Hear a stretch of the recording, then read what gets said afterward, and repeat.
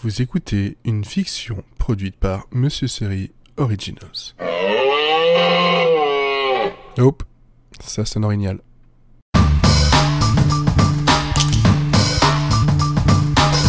Jeudi Vague, épisode 1.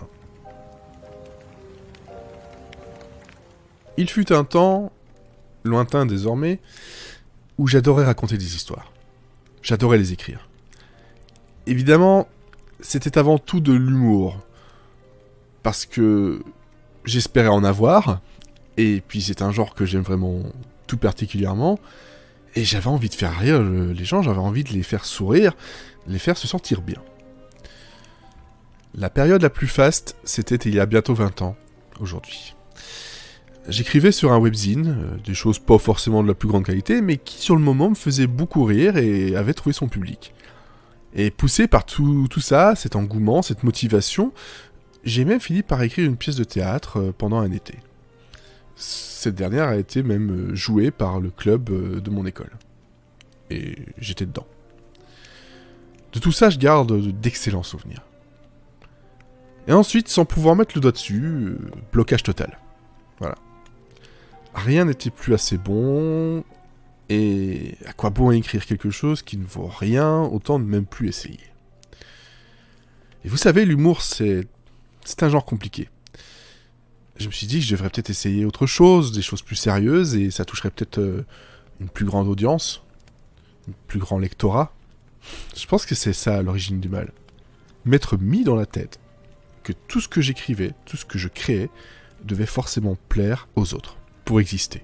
Après, je redis pas forcément le peu que j'ai pu produire pendant toutes ces années, mais je pense qu'il est temps pour moi d'enfin m'écouter, de faire une introspection et de réussir à retrouver ce plaisir du bon mot et de l'histoire qui pourrait au départ sembler débile, mais qui m'éclaterait. Et c'est bien là le principal. Je serais un peu comme un espèce d'Indiana Jones à la recherche de la vanne perdue, où le nazi serait cette partie de mon cerveau qui me dit que tout ce que j'ai pu écrire jusque-là était ni intéressant, ni drôle. Bon, par contre, je ne pensais pas atteindre un quelconque point Godwin aussi rapidement. Allez, j'ai plus qu'à me lever et m'applaudir de façon sarcastique. Voilà. Mais taper des mains, ça ne fait pas avancer les cris. Et non, pas du tout. Et puis ça vous fait mal aux oreilles. Bon sang, quand j'y pense, j'avais peur de rien. Tout était bon à faire rire, ou au moins à décrocher un soupir, un petit sourire, un petit ricanement. J'ai fait des trucs qui allaient dans l'espace, j'ai fait des trucs avec des zombies, d'autres avec des flics, des textes plus ou moins longs, mais toujours cette envie en tête, et de faire rire, et sans aucune barrière. Je pense que ce que j'aimais, et ce que j'aime toujours le plus, c'est écrire les dialogues. Encore une fois, je ne sais pas s'ils étaient bons. Ce que je sais, c'est que ce ping-pong de vannes, ce château de farce qui monte jusqu'à s'écrouler, c'était du simple plaisir. Je ne suis pas à l'aise dans le descriptif, c'est d'ailleurs un élément de littérature qui peut faire basculer un roman ou un livre, n'importe quel genre, dans l'ennui le plus profond pour moi. La description à outrance, c'est quelque chose qui me rebute. Mais bon, des dialogues qui fusent, qui ne te laissent pas le temps de respirer, ça c'est mon truc. La preuve, dans ce que j'écris de plus récent, de fiction audio, dont une, sans regret, comme beaucoup de choses, a fini par mourir avant tout enregistrement ou toute publication. Le point commun, c'était de se baser sur des dialogues avant tout, de tenter de faire passer la description des lieux et les situations par ces mêmes joutes verbales.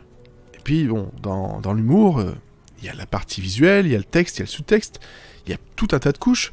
J'adore les gags visuels, mais je tente de m'en détacher le plus possible, car à l'écrit, j'aurais tendance à vouloir en faire, malgré tout. Et en définitive, je ne suis jamais sûr que ça passera, qu'on le comprendra, ou je serai en fait finalement le seul à l'avoir visualisé là-haut, comme ça, dans ce véhicule où il y a encore un bon moteur, mais plus personne au volant. Et pourtant, je sais pertinemment bien qu'il faut de la description, que le lecteur a besoin de voir ce que je vois, ou au moins sa version de ce que j'ai pu voir lors de la rédaction de mon histoire. Les dialogues seuls, ça peut pas faire un récit. Je dois m'en rendre compte. C'est comme un œuf. La coquille, elle est descriptive. Et le contenu, c'est ce jeu de paroles. sans l'un, on glisse sur l'autre. Quoi qu'en fait, on peut très bien glisser sur un œuf entier. Attends, ça ne tient pas cette métaphore. Attendez 2 secondes. On peut même imaginer que si l'œuf n'est plus et que c'est devenu désormais un poussin, on peut très bien trébucher sur le jeune animal. Non sans conséquence par contre. On peut se tordre la cheville, se faire mal au dos, se cogner la tête et perdre connaissance, terminer dans un coma, ou pire, écraser le dit poussin. On n'en parle jamais, mais tout ceci est grave. Quand en plus, on sait qu'un poussin égale 2, alors là, tout devient clair. Mais bon, je divague. Merci de nous avoir écoutés, et à bientôt pour une nouvelle production Monsieur Série Originals.